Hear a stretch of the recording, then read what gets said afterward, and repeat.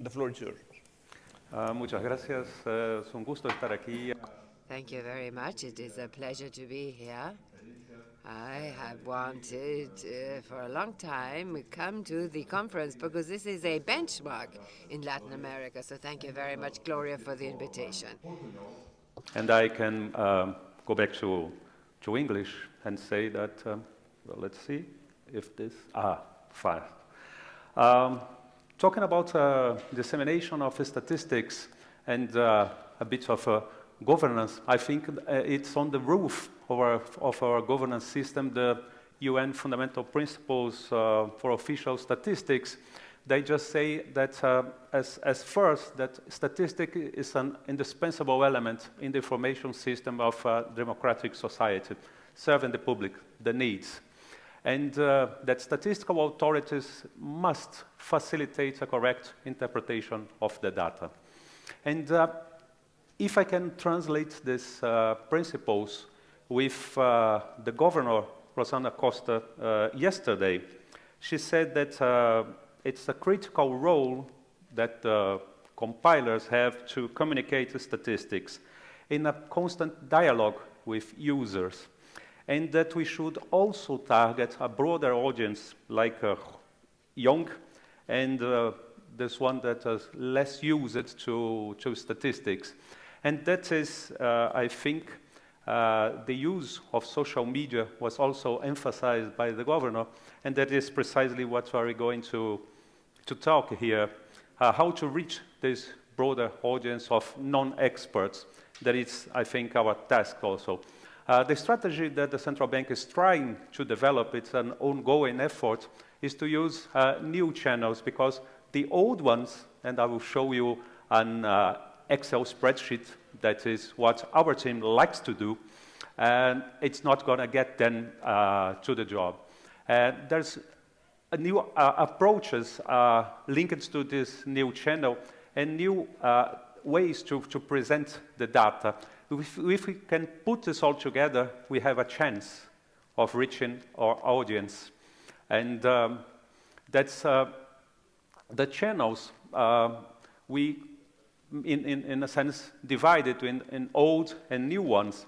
The old ones are press releases, pre-formatted statistical tables, Excel spreadsheets for downloading, press conferences, speeches, standardized time series.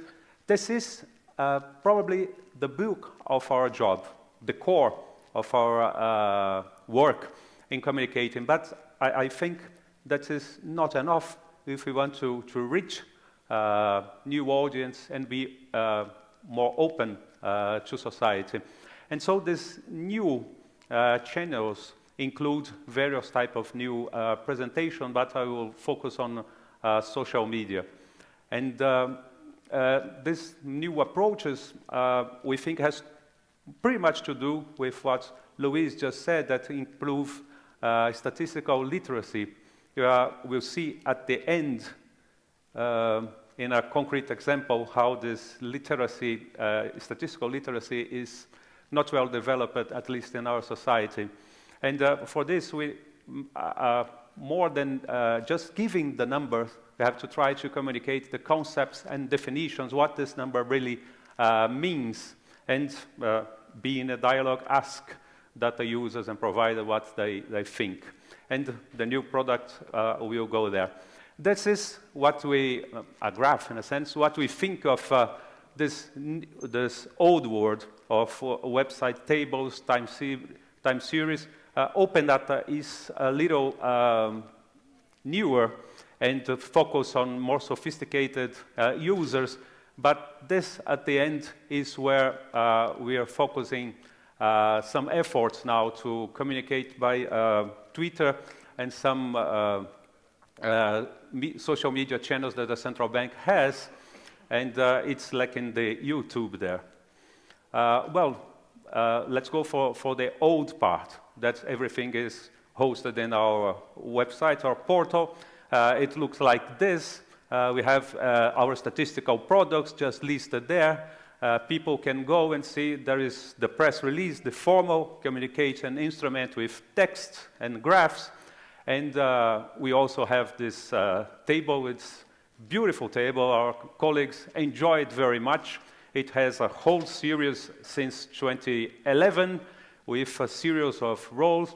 This, as I'm talking here and Bruno is listening, I put this total credit to the non-financial sector. That is a statistic that the BIS and IFC really pushes forward. We began compiling not a long time ago, so it's a bit of propaganda to see if Bruno reflects it, likes it. But it's this unusual spreadsheet, and it's an old-fashioned time series system.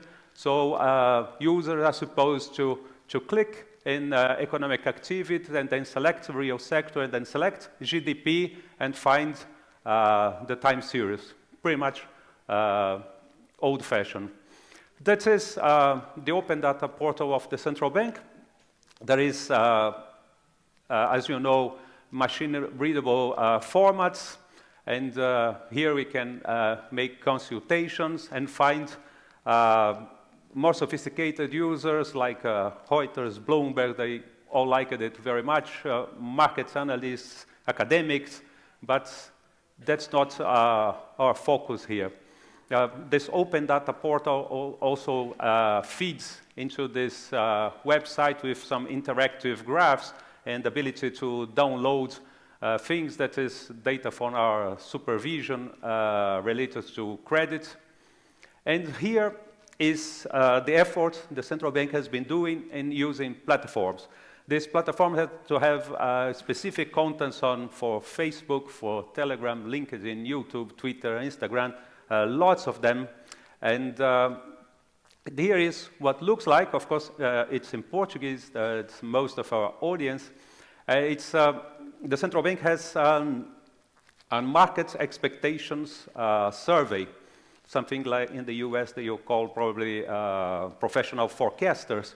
We target market participants. We have around 150, 160 of them, provided on a daily basis or every time they update their forecasts on IPCA, that is Brazilian inflation, Brazilian CPI, P means GDP, exchange rate, Selic rate, that is our basic interest rates, and this gives you a forecast for this year, and if it is increasing or if it remains stable, and that we publish this on the Facebook every week on Monday morning.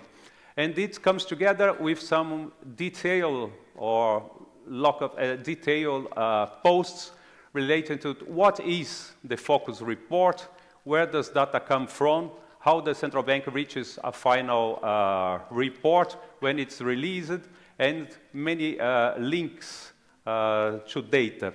This is probably one of the most viewed posts in our Facebook.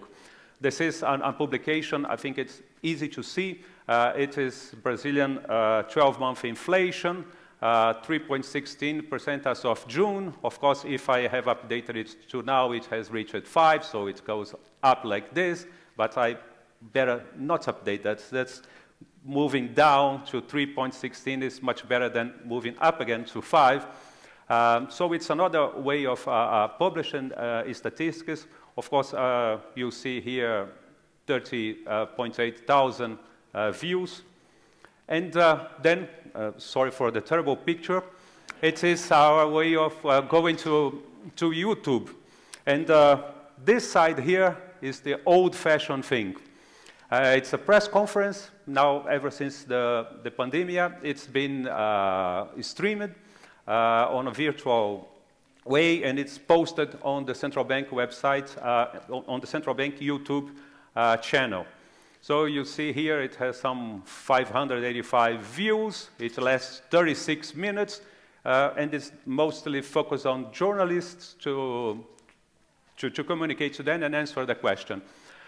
But here is a new use of the YouTube with videos explaining the Brazilian CPI, market expectations, what I just showed, the focus report, and it has much more views. Of course, it's not the only thing you want to focus on, but no one of this broader audience has time to see this 36 minutes.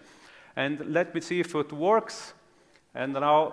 Como é que se mede a inflação? Com tantos produtos nas prateleiras, com tantos serviços sendo oferecidos em tantas regiões diferentes, variando entre regiões, como é que a gente consegue chegar num único número, num único índice para medir a inflação no nosso país? Você já ouviu falar no IPCA? Então calma que o BC te explica.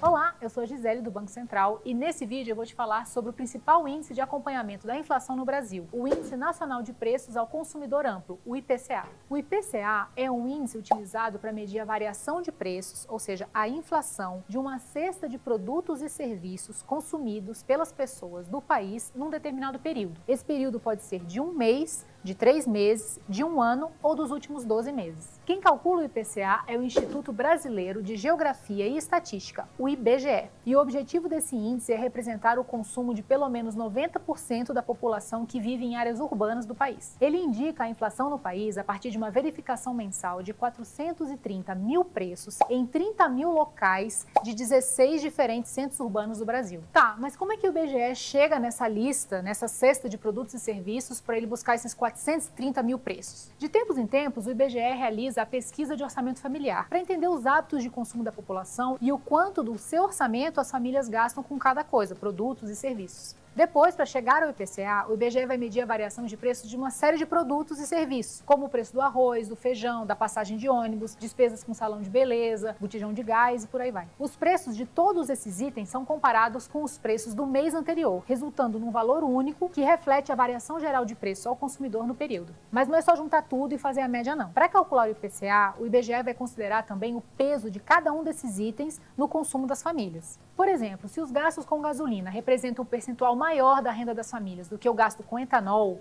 ou se o consumo de peixe também representa um percentual maior da renda das famílias do que o consumo de carne, então a gasolina e o peixe terão um peso maior no cálculo. E é por isso também que a sua percepção de inflação pode ser diferente da inflação medida pelo IPCA. O IPCA capta uma média nacional relevante, mas os gastos de cada família ou pessoa variam. Então, por exemplo, o preço da passagem aérea pode ter subido naquele mês, mas você não viajou de avião no período. O universo pesquisado pelo IBGE abrange famílias com rendimentos de entre 1 e 40 salários mínimos, residentes nas regiões metropolitanas de São Paulo, Rio de Janeiro, Belo Horizonte, Porto Alegre, Curitiba, Salvador, Belém, Recife, Fortaleza e Vitória, e nas cidades de Brasília, Goiânia, Campo Grande, Aracaju, São Luís e Rio Branco. Cada cidade ou região metropolitana possui um peso numérico diferente referente ao contingente populacional. O IPCA é calculado desde 1979 pelo IBGE e é utilizado pelo governo federal como índice oficial da inflação no Brasil. Portanto, o IPCA serve de referência para as metas de inflação definidas pelo Conselho Monetário Nacional, o CMN, e também para as alterações na taxa de juros feitas pelo Banco Central do Brasil. O IPCA é realmente um dos índices econômicos mais importantes do país. E é isso. Agora que você já sabe um pouco mais sobre o IPCA, então compartilhe esse vídeo com a família nas redes sociais, inscreva-se aqui no canal do Banco Central no YouTube, ative o sininho para receber a notificação dos próximos vídeos e até a próxima!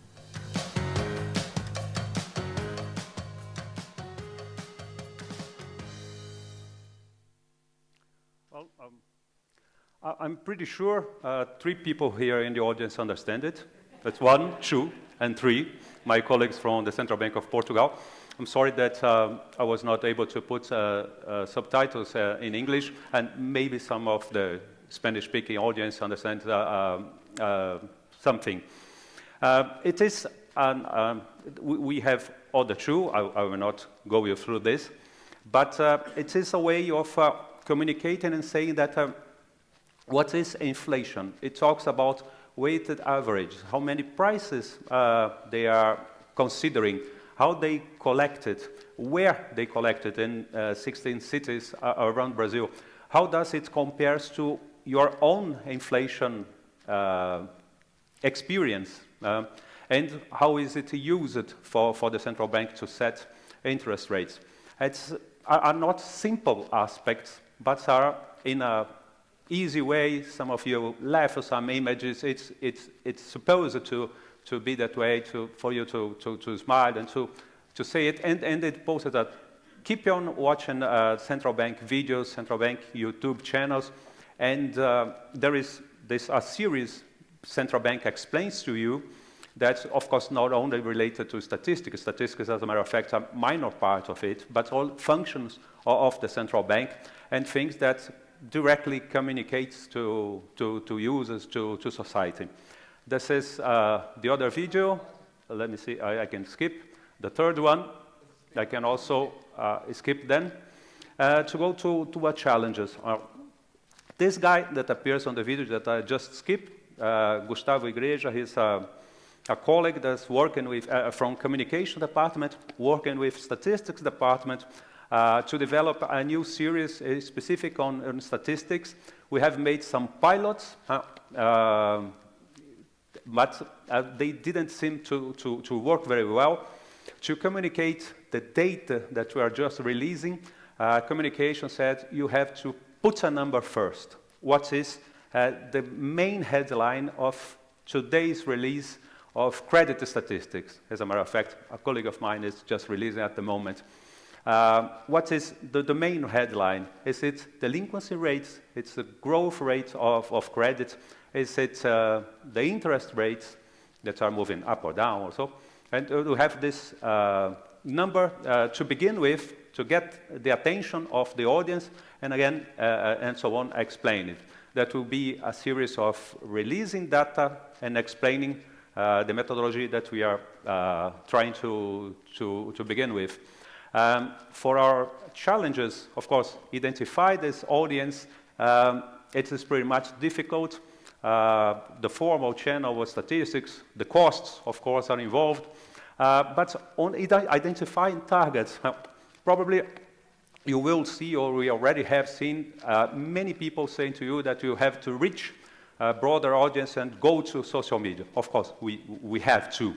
But one way of identifying the audience is having feedback. Feedback not only for surveys that we periodically do, but going through comments.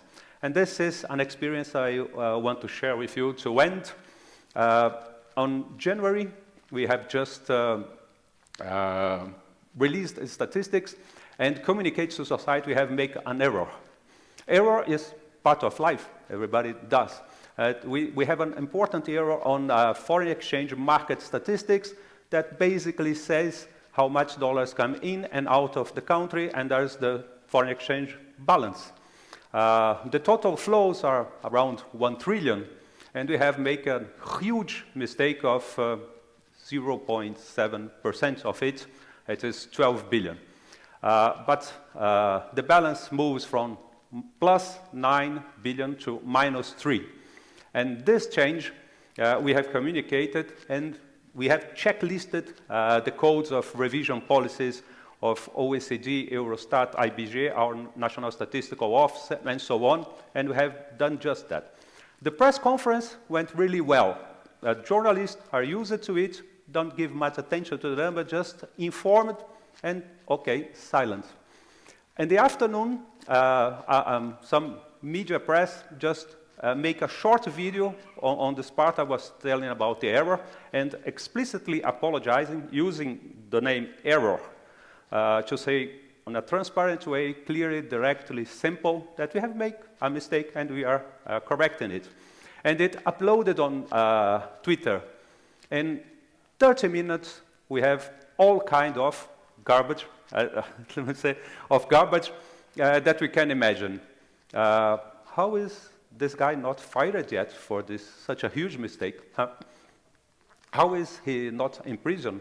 What the error has to do with the political election of last year? I know the central bank was from the other side, and now this side wins, and so on. And the social media is so powerful that it enacts our courts of accountants to make a specific process on us to asking who has benefited from this. What are your intentions of saying so? Of course, we explained to them again, and at the end it was said, okay, we understand, forget about it. But it went to Congress, and in a hearing of our governor, specific questions are asked on the foreign exchange market error. And it has happened in January, the hearing was on March, and now, as we speak, our governor is again at Congress explaining among many other things, explaining again why we have made a mistake. It's not intentional. If we know how to do it, we have not committed the error. This is an important feedback of talking to social media, and there is not only pros, there are also some cons that we have to consider. I will end here. Thank you very much.